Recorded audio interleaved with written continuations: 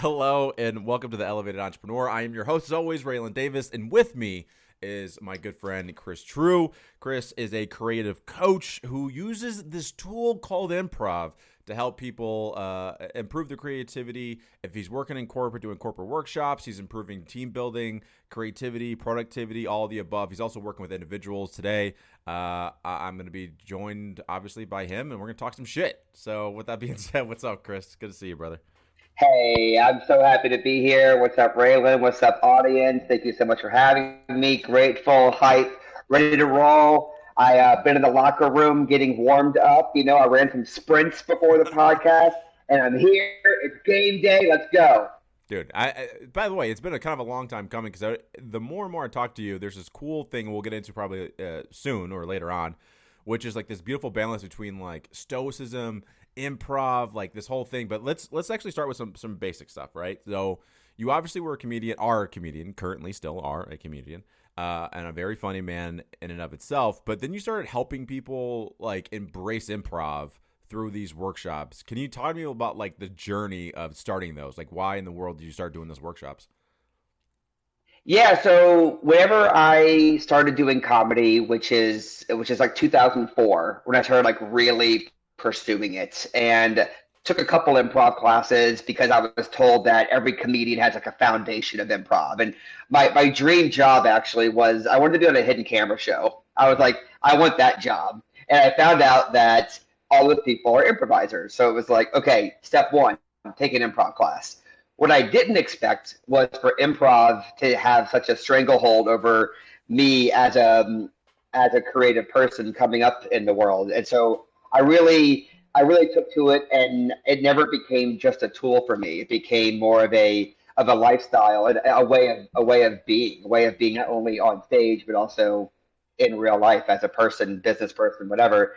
And then, I took a bunch of improv classes all over the world, and then I thought, man, I have my own version of this now. I have my own take on this that I'm not seeing taught in a lot of these, in LA, Chicago, New York, all these big places. So I just thought, let me throw my hat in the ring here. Let me explore becoming an improv teacher. And then very quickly that became just as important to me as being a performer. And so it's been a juggle since then of like being the comedian, but also the person who uses comedy to help others. But I love where I am right now. I'm very grateful for all the opportunities I've had and all like the ups and downs. But yeah, so it found me, and then I just ran with it.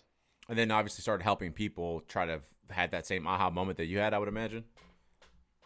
Yeah, so what I discovered was in our improv classes, people at first, it's all the class clowns that come to you, and they're like, the funny one in the group of friends, and that's who the classes are. And as you're teaching, you're like, wait a minute, other people should be in these classes, not just comedians. And then it kept evolving from there. And then I saw people in classes who were not there to end up on stage, who were there because they wanted to get a leg up on leadership or sales or communication or whatever. And so I started focusing really heavy on that because there's more people who are not pursuing comedy than there are people pursuing comedy. Yeah, that was kind of be the next question is when did the transition become like, hey, instead of just helping comedians, you help individuals? Because again, that's obviously how you and I got connected. When you joined the Elevated Coach Academy, it was like, okay, how can we turn this workshop into even bigger than it is now, and especially gearing it towards, like you mentioned, sales reps and coaching consultants. At what point do you go, oh, wait, this could be a whole other business than just let's help some comedians learn improv? Yeah, so it was pretty gradual for a long time because I've been teaching improv since like 2007, 2008, and it's been my primary source of income and my favorite thing to do since like 2011, 12. But it wasn't until, so it was pretty gradual, for a long time, a class, if there was 10 people in a class, it's like four of them were like, I'm not here for comedy, I'm here for leadership. Mm-hmm. And then like a few years down the line, it's like another seven or eight of them. So a few years ago for me, like right around 2019, 2020, I started investing more in finding those people for my one-on-one coaching, for my workshops. More businesses were bringing me in to teach their teams, no matter how big or small the business was. I started doing more of that. And since then, I'm careful to say I still do both. I still, if anyone's listening out there that's like, well, I want to pursue comedy, it's like, I still do that. That's still a big part of what I do. But I have just gotten so much joy out of bringing this art form to people who are not expecting it to transform them as much as it has. So it's been the past couple of years, to answer your question. Well, I love the improv workshops, especially for the corporate, because you did a workshop for me for one of our workshops that we do for coaches. And what I love about it is that like it seems like an easy day. Like we're just going to do improv. It's going to be fun, which of course it is. But along the way, you like learn a lot about yourself and like getting uncomfortable. And then I think there's something that I wrote down, for a piece of content that I'll do. I don't know what I'm gonna do with it, but essentially it was like, I never, and again, I want to hear your thoughts on this, but like, I never got over the fear of being found out or like the imposter syndrome. You don't get rid of it, in my opinion. At least for me anyway. That fear of standing out never goes away from me. The only difference now is I have way more trust in myself that I'll figure it out eventually. And I feel like that's improv. It's like I don't think you ever not are afraid to get in front of a crowd, but you have way more trust in yourself to know, I don't know what the circumstance is going to be or the situation, but I am confident enough to know that I'll find something. You know what I mean? Yeah. So another way of putting that is improv really helps you trust and glorify and celebrate the process. Because I tell people all the time, if you want to know every step of the way this is going to go, then you have to write a script and follow the script to a T. And of course, you can convince me that there are some benefits to that, but improv, like that's not the way life is. Yeah. Like things rarely go as planned, whether it's a business, a relationship, your day, your haircut, the book you're reading, your hobby, whatever. It's like it's rare that something goes exactly as planned. So what if there was a way for you to train yourself to accept that things change, and not only to accept them, but to celebrate that and be excited to roll with the punches.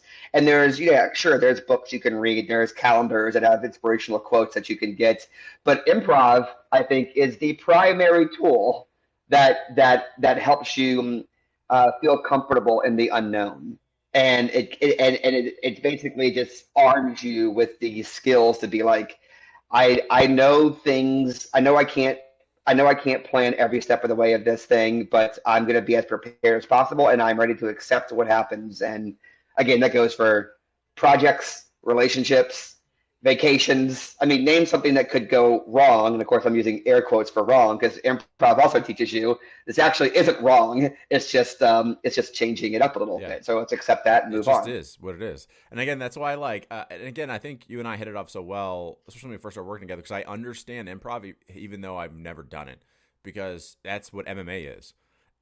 You have a certain amount of skill sets within these various different things. They're tools, but then when you go to the stage, so to speak, right? When you go to fight, there is no script. Hey, this is going to work this way. With the famous quote Mike Tyson says, like, everyone has a plan to get punched in the face. Like, yes, there is no script in MMA. It's very much like jazz, like improv. So again, when you were telling me, when I was learning more and more about improv from you, there were so many parallels between sports, athletics, entrepreneurship, and then also life, which is like kind of partly what I wanted to discuss with you. This is my favorite thing to discuss with you, period, is this idea, once again, of stoicism, this idea of surrender. And the biggest aha moment for me when I finally got what you are actually doing, and of course, like the overarching thing is like, yes, I'm teaching the skill of improv. Okay, fine.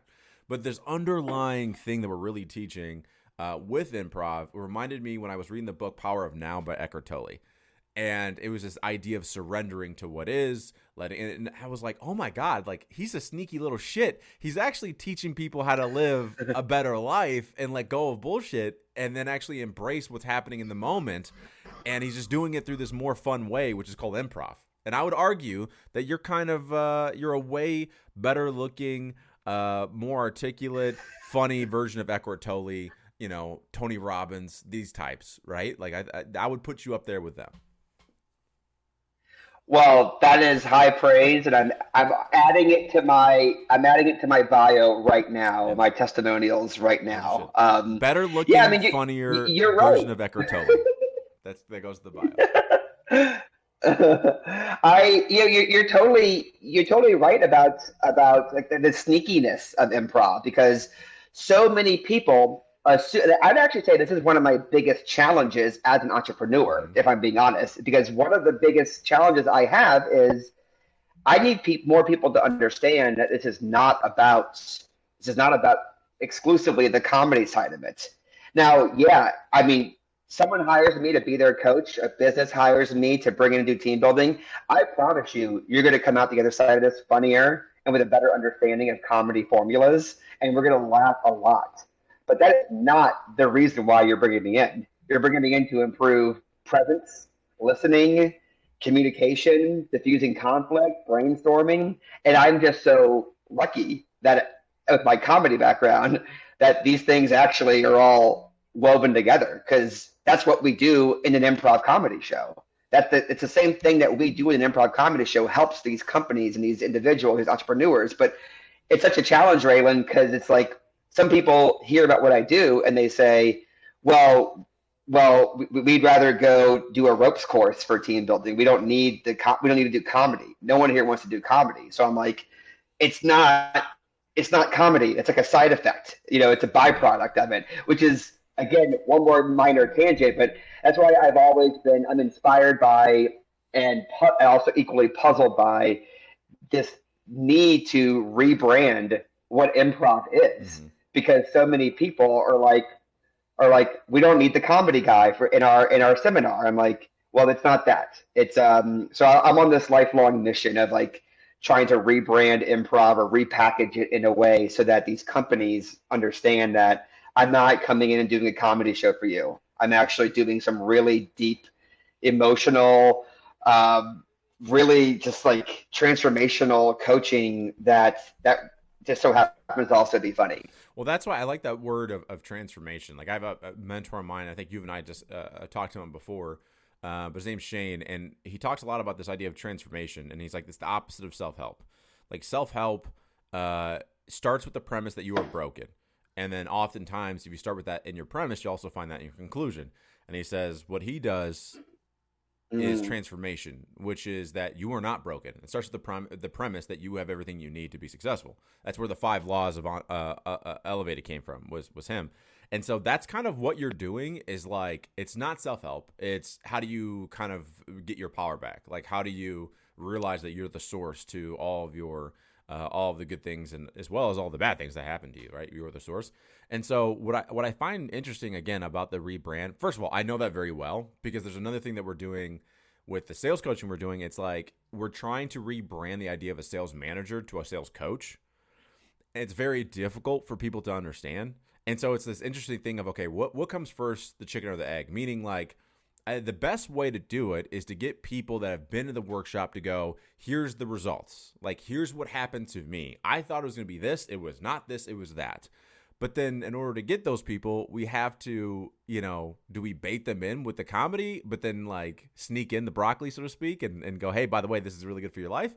Or do you somehow, again, find a way to rebrand it in a way that goes, oh, again, like I was jokingly saying, like, the improv, and I think when we first started working together, I said, improv isn't what you do, that's just the tool. What you actually do is this empowerment thing. And the more that we can get closer to, hey, like, understanding like the actual problems and going, okay, well, what's the benefit of improv? It's actually the fact that again, you can take life for what it is and then make the most out of it. And I think what would be interesting too is go more towards like this idea of like, hey, you've read every self-help book, you've done this, you've done that. Why not at least try something new called have fun, like laugh? It's called improv. Try Yeah. this. Like, hey, fucker, you tried everything else, it didn't work. Try this. Hey, you've been in therapy for 15 years, you're still like miserable. Come laugh about it at least. you know?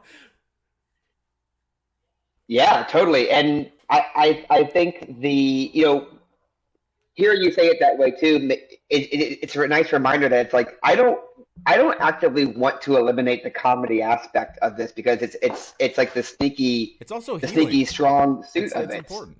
Yeah, yeah, and and everyone. I mean, humor is so vital in so many walks of life. I mean, from again, I could go down that same list, like relationships, entrepreneurship, leadership. It's like having a good sense of humor is very beneficial to thriving in those Well, it's a skill departments. set And too of so like it's perspective. good. Like, sorry to cut you off, but it's like what I think that you do that's like so amazing to me is it's like even how do you laugh at some of the worst things that could happen to you?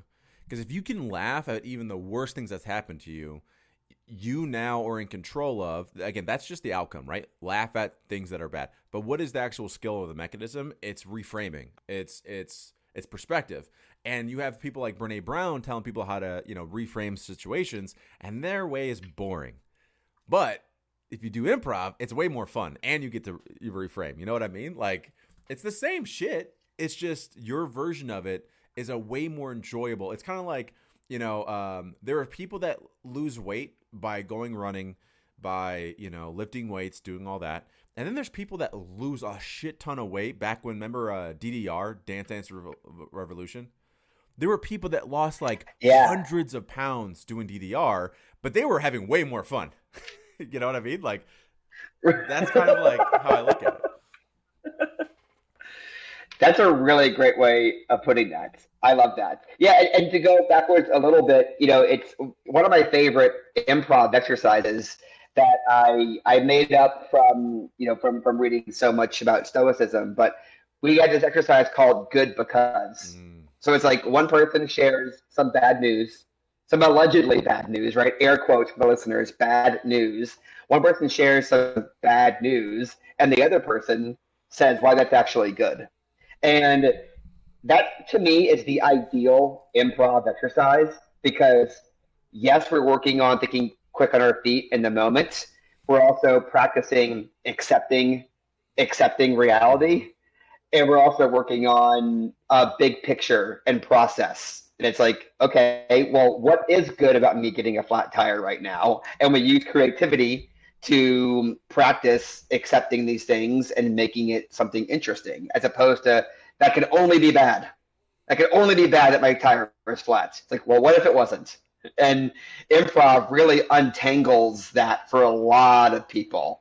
There's someone listening right now who was like, who maybe you're thinking, I don't know how that could ever be good. And it's like, well, you might be my ideal student because I can help you untangle that and have fun with it. Now, the real life application I know is more difficult. Like in real life, you get a flat tire. I'm not expecting you in that moment to go, well, good, because there may have been a dragon down the interstate that was going to, whatever. I understand that. But it does help you make these subtle, nuanced changes to how you operate as a human. Well, It helps you there's like a neural be pathway. happier more Well, consistently. there's a neural pathway that they haven't unlocked yet. There's a door that they haven't even seen yet. But by doing the extreme of like the dragon under the underpass thing, that's a doorway they've never actually opened. I want to throw in. You don't have to change the name of your exercise, but I do want to throw in another name for it, which is called the Jocko Willink. Do you ever see that YouTube video? And he's like, "Yeah, this happened to you. You got fired.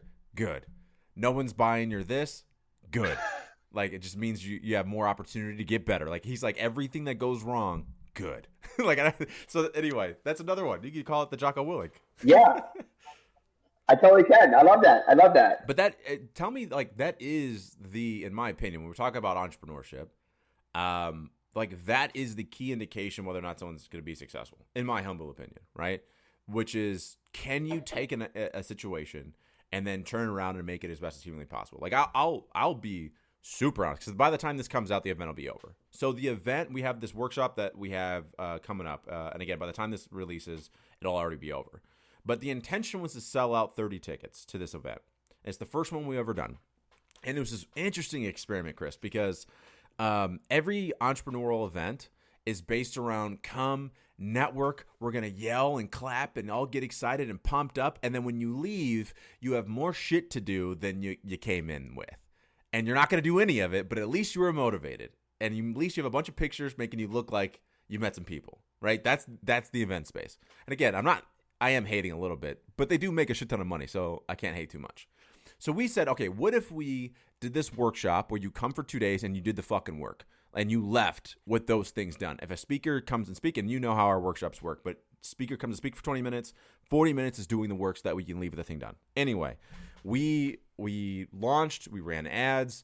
I spent $20 or $30,000. I stopped counting at one point because I was like, I can't look anymore. But like, I think I spent 20 or 30,000, and I think I'm gonna lose 15 of it at least. So what most people would do is either A, not run the event, or B, run the event and go, never doing this again. I learned my lesson. And for me, and again, this is what I mean by like accepting what is, but then choosing what you're gonna do, not based on a fear, but whatever, and going, we said, you know what, we end up discounting the tickets for the first one. Was number one. And then number two, we are packing it full of our current clients, whatever. And then this is our opportunity to get as much video as possible and change like the people that do come, their lives. And then now that becomes a sizzle reel for the next go around. And so what was interesting was I think my team was a little bit surprised because they were like, I said, yeah, we're doing this and this. And then they're like, okay. And then I said, and then in 6 months we do it again. They're like, you want to do this again? And I was like, you know how much data we've collected? Like, this is like, listen, anytime you do something for the first time, it's not going to be amazing. It's just not. And especially too, when you're doing something unique, like we are, like, again, the problem that we were having, and I think we solved for it, but the problem we had was that, again, I was selling Chris hard work. Who wants to do that? Like, literally my ad, I don't know if you saw it, but it was like, my ad was literally like, for 2 days, you're working your ass off. But so anyway, my point is though, like, and granted, there's still, you don't really make money on those events. Like, it literally, if one of the people that come to the event end up becoming a client, it pays for the whole thing. So it's like, it is what it is. But my point is though, that like most people, something goes wrong, they can't look at it and learn the lesson, and they also can't have that, okay, but what good came out of this that I could learn from, etc. And because they don't have that resilience, they fail as entrepreneurs, not because they don't have the information, but it's usually simply because they didn't have the ability to look at it differently and reframe that, which is, again, is what you fucking teach people, that's why, like, you have one of my favorite offers that are out there. Yeah, I get it. I mean, it's thank you, but it's startling how many people don't go for round two or don't like take a second shot at whatever the dream is. You know, it's one of the reasons why I love sports. You know, because it's like it's not a 1 game season. It's like you lost this game. There's 81 more basketball games. You know, it's like let's learn, let's adapt, let's adjust, let's do it again. It's why I love performing improv shows, because it's like we have an hour. You know, it's like the first scene's not great. It's like, well, I could get hung up on that, or I could adjust and go back in. I'm glad you're already planning round two, because I want to be there, selfishly. Yeah, of course you will. But yeah, like I think that again, like I was talking to someone about this yesterday, but I said, you know, my secret to success has always been, no matter what I do, is that I'm too stupid to know I can't do something. Like, if you go into it with that ignorance of like, no, I can do it.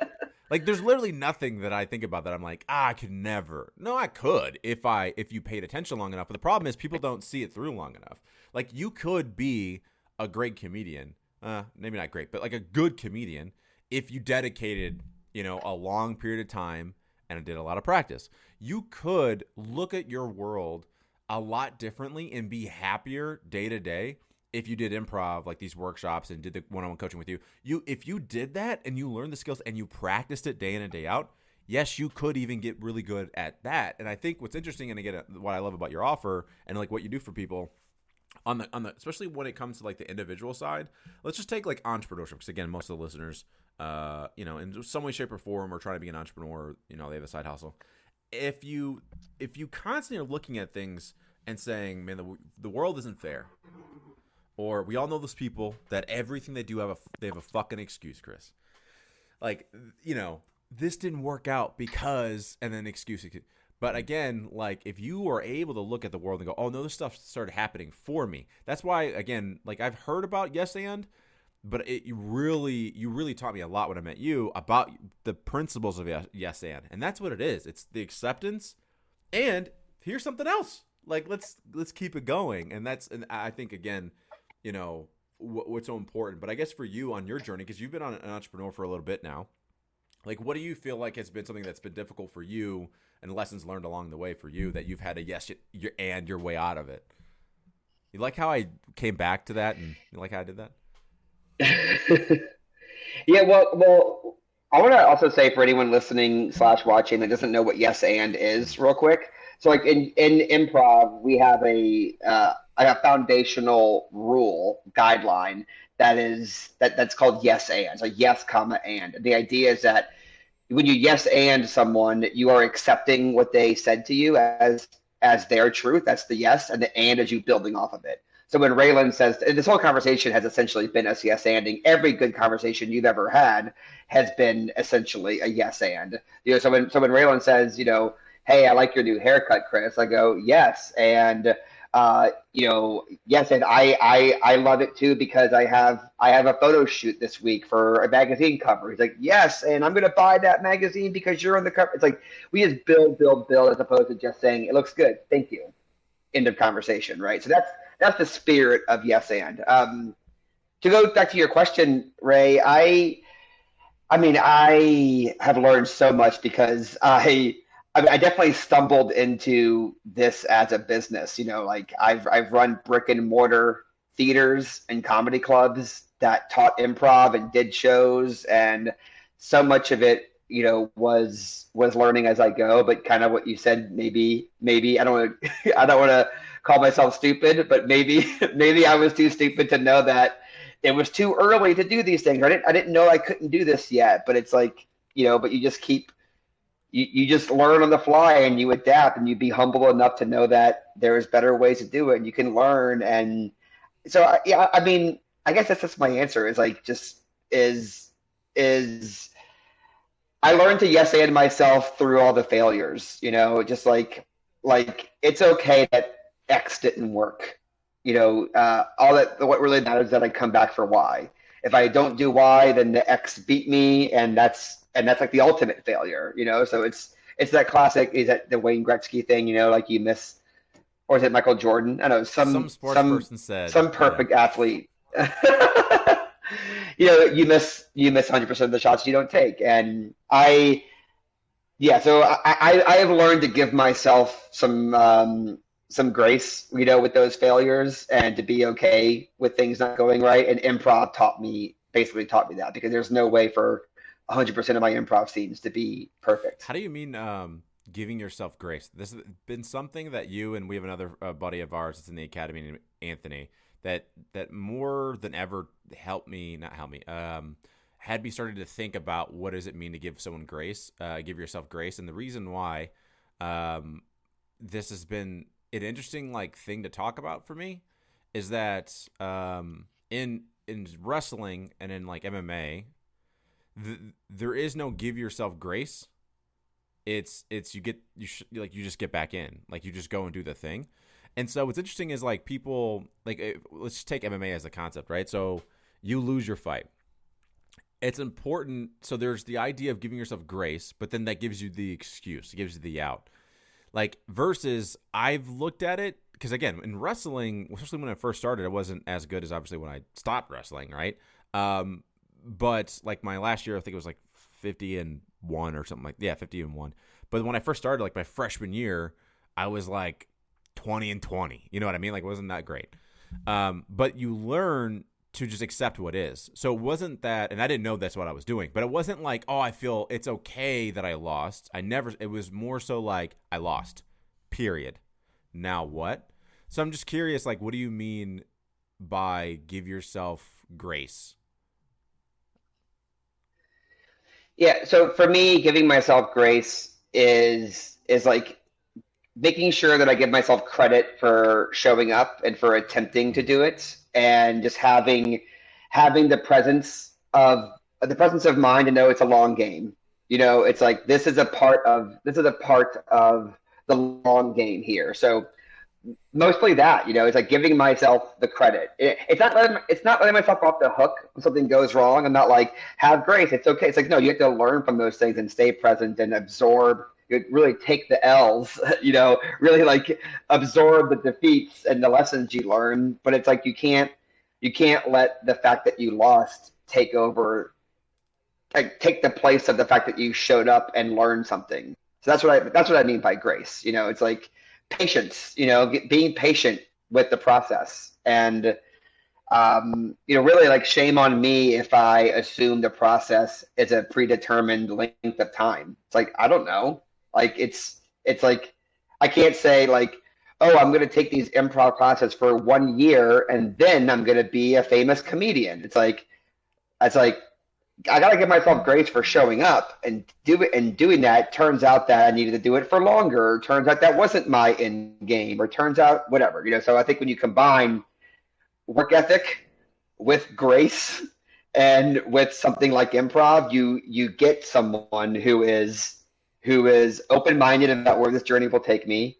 We'll definitely put in the work to get there, and we'll have a fun time while doing it. Yeah, because I always like, I like by the way, that you mentioned the long game, because again, there's no, again, I make this mistake a lot, which is thinking that there's a end, or that like there's a race, like there's a time limit to where I could go.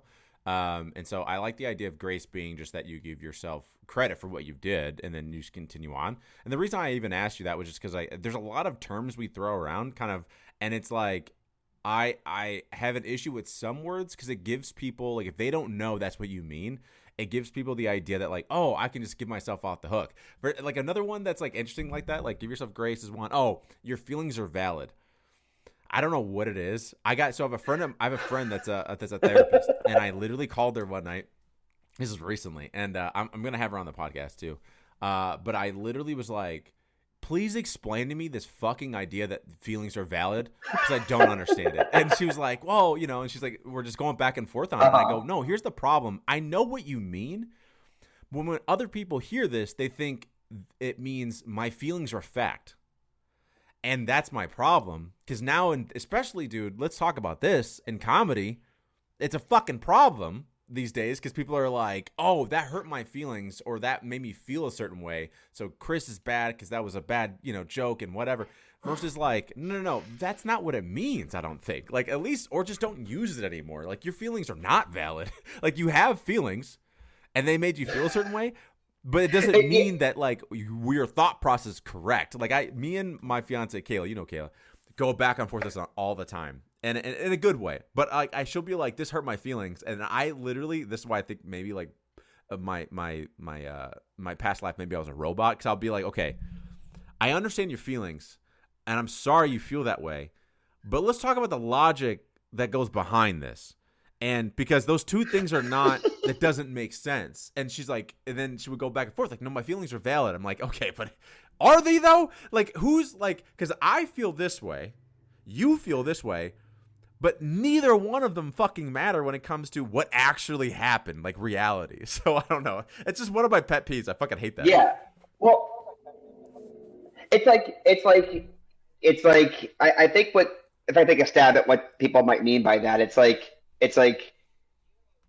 you are right that it is true that you have a right to feel that way. That is true. But it doesn't mean you're right. It's like, it doesn't mean that that other people have to bend to that. It's like, if your feelings are hurt, then that's just the truth. And now your feelings are hurt. And you are responsible for that. I'm not responsible for that. You are. So like, you can tell I'm responsible to like listen to you and to acknowledge that is true, but I'm not responsible for anything else. Like, you feel that way. It's so hard to like, oh my God. Not me. If I made you feel that way, then I apologize. But that can't go much further than that. And to mush all this together in a way, it's like my feelings are valid is kind of like the yes and yes and. It's like yeah, like I'm not, like, I acknowledge that you feel that way. That I acknowledge that is your truth right now, but it's not more than that. Yeah. It's like that's all it What's funny is. is I never realized this, but when me and like Kayla get in arguments, which so spoiler alert, we actually do get in arguments. We've been together 3 years. We're getting married. Yeah, we do still have arguments. Like I feel like I do yes and accidentally, and I'll say this like because I'll be like, what you did this and it made me upset, but and it's not like a yes and, but it's like but I acknowledge that that's my bullshit though. So like that, you didn't make me feel that way. I have this feeling, you triggered it, and I have some shit in my background. So that's not on you. I just want to put it out there that I am feeling this way. But if we can be honest, that's not a youth problem. That's a me problem. I just want you to acknowledge that like you brought it up for me. So thank you. So like, but that's such a weird way of arguing because it's like, who does that? Like, I mean, it's like there's so many times even with clients or just anybody in your life, relationships in general. People will get mad at you and say, you made me feel this way. But no one ever goes, okay, hold on a second. But why does it affect you so much? Like there's this, because we're talking a little bit of stoicism and all these things. There's a guy named Sadhguru. Hey, do you know who Sadhguru is? He's the, I'll send you some of his stuff, dude. His stuff is like really, really phenomenal. Well, he's like an actual guru, like, from India, like, one of those. And he goes, if, for example, you're cussing me out in English, it may hurt my feelings. It may make me feel very angry. But imagine you're, talking badly about me in a different language. I have no idea what you're saying. So I can go on and have a great life. Like it's not going to affect me at all. So what's the difference? It's just how we perceive it. It's just like our understanding of the words, and then we take that in as our own. And so it comes down to like how you feel about something is a choice. And it's funny because again, there's a bit of a language barrier. But he goes, nobody can freak me, which is hilarious to me because what he means is like nobody can make him upset because he's in control of himself. And again, like I think I'm obsessed with just skill sets in general. Improv to me is a skill set. Self-mastery of like how you think and how you perceive the world. All these things are like I'm obsessed with, including the tool obviously of improv, because it's like, yo, if you can allow the universe and the people around you to dictate how you feel every day, that's a fucking miserable life. Like, what are we doing? Yeah, and that's probably most people, right? Yeah, what are we doing here? For sure. And that is I mean, there's many of them, but that alone is a really great reason to study and practice improv consistently, is prevent that from happening. Yeah, I think again, it's one of those interesting things that I think most people don't know what freedom actually means.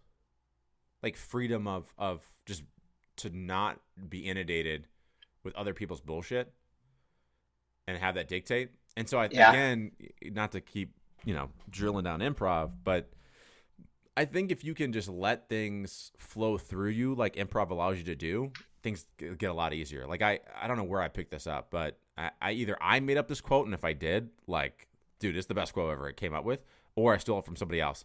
But it's essentially it's the man who can say it is what it is and mean it is the most powerful man in the world. It is what it is and mean it. Because a lot of us say it is what it is, but we don't mean it. Like, we low-key be a little upset about shit. But I feel like, again, just imagine being on that stage or being in one of your workshops and somebody says something to you, and, like, if you fight it, this is what it feels like, Chris, and tell me if I'm onto something. It feels like if you did improv, someone says something to you, and if you have any resistance, you can't access the creativity for the next thing. Oh, my God, I can't believe Chris said this. Well, guess what? I'm worried. I'm thinking about that resistance, and I have no access to the creativity. That's fucking life, man. If we spend all this time resisting. Yeah. So basically what that is, what I would say to that in my world is like, that's judging. You're judging the moment. And what makes you or anyone an expert on this moment. Like it's being created as we speak. So it's like, so if you spend time judging the moment, you're preventing momentum from happening. You are denying my ability to build, and you are inviting the potential of conflict. And all those things, suck away creativity and energy. So it's like, in what universe is that good? So it's like, again, just like the example I gave earlier of the flat tire on the interstate, I know it's hard. I know it's hard to not judge to not judge the moment, but like that's reason 12,680 why improv is such a great tool for entrepreneurs. Because entrepreneurs, I think, invite more stress in their life typically because the long hours and how creative you have to get and thinking on the fly and problem solving. It like improv is great for you because it teaches you how to not judge every single moment, how to let some things happen and build off of them. It's the long game. It's not just the here right now. It's the long game. So don't judge every single moment. It will slow you down. So like you're right, Raylan. Me and you were doing an improv scene. If I think, man, that was a bad move Raylan just made, or I wouldn't have done that, or what was he thinking? Suddenly I'm in my head and I'm not in this moment. And it slows us down. So recently, I've been doing more podcasting, not just my own podcast, but I tried to get in about 5 podcasts a month of other people's stuff because I'm trying to practice it more. And I've kind of realized for me, short form content's whatever, and I do it, but I'm more of a long form guy. Like, let's just talk and do whatever. So anyway, I started doing other people's podcasts, and I was doing a podcast. And on that note, like I said something, and immediately after in my head, I was thinking like, why the fuck did I say that? Like, that made no fucking... Like, what is wrong with me? And then he asked another question, and then literally I was like, wait, I was in my head about what I had already said that I missed completely the next part. Instead of just accepting, okay, I said it, okay, whatever, move on, and then let's go on to the next thing. And so it's funny because how many times these things show up. Okay, I want to kind of wrap on the next, like, 10 or so minutes on this. Did you see this? I don't know if you saw this, but the new Nobel Peace Prize that basically disproves a small portion of Einstein's work. That basically it says this is that the universe is not locally real, and so what that means is, remember that saying: if a tree falls in the forest, nobody's around to hear it, does it make a sound? So it proves that it does not make a sound. Things only grow or move or whatever if it's perceived, and that's it. So why is this significant and why I'm fascinated by it? It's because quantum physics is the greatest key to proving that that manifestation's real. Because isn't that okay? And this is for the non people that I'm not talking about like the patchouli wearing like manifestation. I'm talking about like real manifestation, right? Like you put activity. By the way, it was a joke. You know what patchouli is? That really gross smelling. You know what I mean? I'm with you. So anyway, so to me, it has always been that activity. To me, manifestation is activity produces activity, right? You put your focus on something and it grows. And what's interesting again about like quantum physics is that the woo is starting to have science behind it, which is the weirdest. Like, it's just what fucking world do we live in? Is my point, I think, Chris. Like, it is literally insane. So they do this thing where, and again, was it Bohr? It was Bohr versus Einstein. Einstein believed. By the way, guys, I am not a fucking physicist. Don't listen to anything I'm saying right now. Like, I learned this shit on YouTube. So there's guy named Bohr. Basically believed that the universe wasn't real and that two properties of the same kind separated by an eternity of universe, if one thing happens to one thing, it will happen simultaneously to the other. And then Einstein was like, nah, bruh. And this is, by the way, like this is the exact translation of what they said. Einstein was like, nah, bruh. Like, that's not how it works.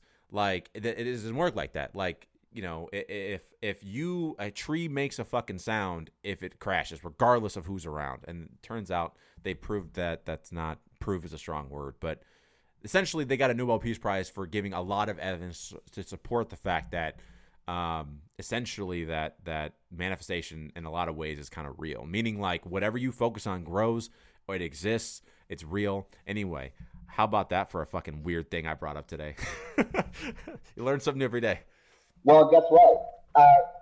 Well, Raylan, I think that people like us may have manifested that manifestation. Like we manifested that manifestation works. Because while other people are manifesting money or love or career, we're manifesting itself. And so it just, in the end, I think we I would deserve agree. the Nobel Prize. You know, people like us. Actually, the whole Elevated Academy. You know, it's like the manifesting manifestors. Dude, like So it's like, again, we I are the thought it was all bedrock for bullshit. this whole For the long, thing. I was like, don't talk to me about manifestation. Like, shut the fuck up, right? And then Kayla is the one that got me really interested more into it, as well as okay. So here's okay. So obviously, I listen to Kayla all the time. I want to make sure that's clear to everyone. She's my future wife. Of course, I listen to her. But a mentor of mine, okay, Shane, who I mentioned earlier, he was talking to me about energy and frequency and all these things, right? And I remember thinking, man, this is weird. But then I remembered the dude's like a multimillionaire. And so I was like, okay, so because there's something about, like, no offense to anyone listening to this. Actually, no, you can take offense. I don't really give a shit. But, like, if you are this, like, crystal loving, like, but you're broke and unhappy in your life, I do not want to hear from you. Do not care, right? The proof's in the pudding. But when I hear these people that are like, no, I manifested my life and here's how I did it. And by the way, I'm like a multimillionaire. Oh, and by the way, not only am I a multimillionaire, but I'm at peace in my life. Like I have true peace and contentment in my life. Is that the word? Contentment? You're content, right? Then I'm like, then I'm interested. I'm like, okay, well, let's talk about it. And so anyway, like this world is so interesting to me because it's like for a meathead like me, you have to remember, like going back to sports, in wrestling, we take what's ours. I'm taking that double leg. Like I'm going to take you down, try to stop me. But then when I got into jiu-jitsu is more like manifesting in a way, and that like it's improv. It's like I'm gonna try this. If it doesn't work though, I got some other stuff. So let's just see where this goes. And it's a totally different world. So anyway, I'm really just brought that up to see if anybody else thought that was interesting other than me, because it's fucking fascinating. Oh, I think it definitely is. And to be clear, I'm into all that world. Like I love. I heard someone else. This is not my saying, but Caitlin Quinn, I think is her name. She says like combining the woo and the work, and I really love that. It's like yeah, I want to combine the woo with the work. Like that's the kind of person I want to be, and so I believe in that stuff as well. But I also don't believe in. I also believe in following it up with with Like sweat. it's just I think having the right focus on something obviously makes it grow, but also it's like I think most people are manifesting the wrong shit in their life. It's like if I constantly, the best way I could articulate is like if I'm constantly thinking the universe is out to get me, I'm going to find evidence to support that narrative. Versus if it's just like, no, the universe is working for me. Like listen, man, Elon Musk is living in a fucking simulation, okay? And Elon Musk, talk about manifesting, like he does the work, but he's like, no, I'm doing this. Like this is just, and he find evidence to support that he should be doing it. And it's just like, we all do it. It's just, is it working for you and whatever. And the moment that I started opening my eyes a little bit to it, more towards it was, Kayla's like, I've been saying this thing in the morning, which is like, how does it go? I tried it, but it did the opposite effect, and probably because I'm like still like not really a believer. But so Kayla was doing this thing where she would say, I'm ready to receive a new client, and I'm so glad that they're like this. She would talk it into his existence. And again, I was like, Kayla, you're fucking weird. And then like that day we had like 3 really big opportunities happen, and I was like, I don't know what you're doing, but keep doing that shit. like just go ahead and keep it up. Like it's working, I think. Like whatever. It's just, again, it's just one of those interesting things. But anyway, dude, this has been fun. We got to do this more often. And again, we got to get together in person, man. I was bummed, but you got a huge festival coming up, obviously, that I want you to talk about. Again, we'll try to get this out sooner than, because it's next weekend, right? Yeah, it's November 8th through 14th. I know this podcast will already be out, but it's the biggest comedy festival in the Gulf South. It's called Hell Yes Fest. And there's just people from all over the country coming in. It's mostly based out of the comedy club I'm a part of, but we have multiple other venues all around the city of New Orleans, and it's a big, fun, productive event. And I'm looking forward to it, and I'm happy it's back after a 2-year hiatus. And Hell Yes Fest. Yeah. Again, we gotta do this again too, because we didn't even get a chance to get into like the comedy stuff. Because I'm always like I'm pretty interested in. I'm not funny, but I am like really interested in the skill set of comedy in and of itself. Because again, there's a lot of insights from even making content, just writing material, drilling it, and then doing it. Imagine how much better your content would be if you do the same kind of premise. So we gotta do this again soon, dude. This is fun. Yeah, I'm grateful for the time. I love hanging out with you, and I would love to be a regular here. So let me know when you want me. Ladies and gentlemen, thank you for listening. That was Chris Trew, and we'll catch you all next time. Stay motivated, stay elevated.